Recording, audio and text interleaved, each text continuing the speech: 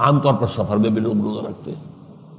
104 بخار چڑھا ہوا ہے، روزہ میں نے نہیں چھوڑنا ہے، یہ گویا بڑا تقویٰ دکھا رہا ہے اپنا اور اپنی بڑی دینداری کا مظاہرہ کر رہا ہے. بھائی اللہ نے تمہیں اجازت دے رکھی، تو اس لیے فرمایا یرید اللہ بکم الیسر ولا یرید بکم العسر. اللہ تمہارے ساتھ آسانی چاہتا ہے، سختی نہیں چاہتا. یہ تم اپنے اوپر سختی کرتے ہو.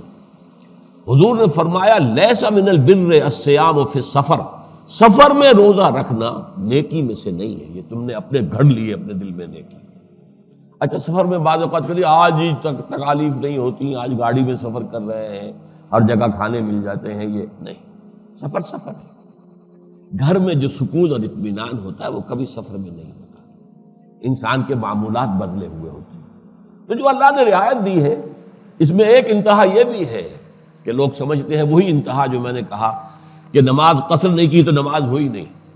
تو کچھ لوگ کہتے ہیں کہ اگر سفر میں روزہ رکھا تو روزہ ہوا ہی نہیں، پھر بھی قضا دینی پڑے گی، کیونکہ وہ روزہ تم پر فرض تھا نہیں اور تم نے رکھا ہے تو وہ تو نفلی ہو گیا، اور فرض روزہ تمہارا قضا ہو گیا، تمہیں قضا دینی پڑے گی. واللہ عالم. میں اس میں فقہی بحثوں میں نہیں جانا چاہتا، لیکن جو حکمت ہے وہ کیا ہے کہ ہے تو فرض، تعداد پوری کرنی ہوگی، لیکن یہ کہ اگر بیمار ہو یا سفر پر ہو تو تمہیں دوسرے دنوں میں اجازت ہے کہ اس کی تعداد پوری کر لو.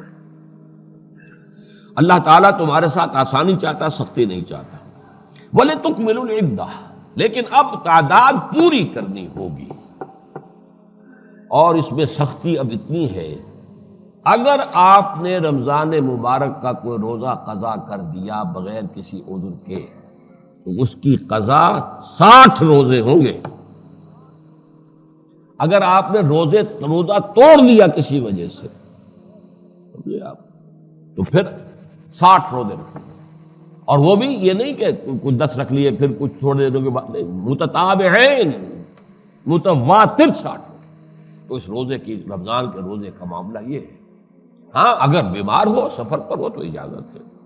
وَلِتُكْمِلُوا الْعِدَّةَ وَلِتُكَبِّرُوا اللَّهَ عَلَىٰ مَا هَدَاكُمْ، اور تاکہ تم اللہ کی تکبیر کرو اس پر کہ جو اس نے ہدایت تمہیں دی. اس تکبر اللہ علی ما ہداکم کا ایک تو مفہوم ہے اونچا مفہوم، اللہ کی تکبیر کرو، اللہ کو بڑا کرو، اللہ کی بڑائی نافذ کرو. قرآن دیا گیا تو اسے نافذ کرو، اس کے احکام نافذ کرو. قرآن دیا گیا تو اس کے احکام پر عمل کرو، اس کے نظام کو قائم کرو. تکبر اللہ علی ما ہداکم. اور ایک اس کی عملی شکل کیا ہے چھوٹی سی، کہ جب ہم عید کے لیے جاتے ہیں، جاتے ہوئے تکبیریں پڑھو، آتے ہوئے تکبیریں پڑھو. راستہ بدلو، جاؤ ایک راستے سے آؤ دوسرے راستے سے. ان کو بھی ہم بھول چکے ہیں.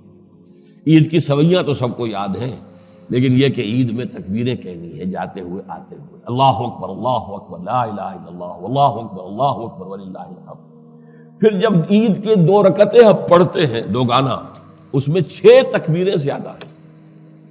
اہل حدیث کے نزدیک 12 ہیں. تو وَلِتُكَبِّرُوا اللَّهَ عَلَىٰ مَا هَدَاكُمْ، تو یہ جو اللہ کا انعام تم پر ہوا ہے، اس نے تمہیں ہدایت دی ہے قرآن کی شکل میں، اس کی تکبیر کرو اللہ کی. وَلَعَلَّكُمْ تَشْكُرُونَ، اور تاکہ تم شکر کر سکو.